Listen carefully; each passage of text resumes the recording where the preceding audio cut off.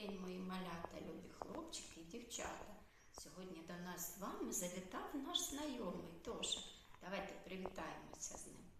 Доброго ранку, малята. Малята теж привіталися з Тошею. А Тоша прийшов нам розповісти, що осінь закінчується і скоро настане зима, а всі звірі готуються до зими і роблять запаси. А наш Тоша дуже любить грибочки.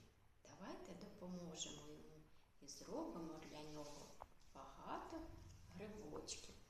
Ось такий. У лісочку під листочок сів малесенький грибочок. Капелюха одягнув, в ковдру з моху він пірнув.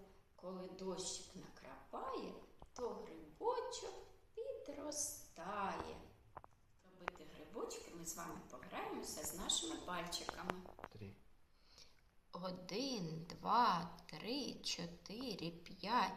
Ми йдемо гриби шукать. Цей в ліс пішов, цей гриб знайшов, цей чистити став, цей смажити, а цей пальчик з'їв, тому й потовстів.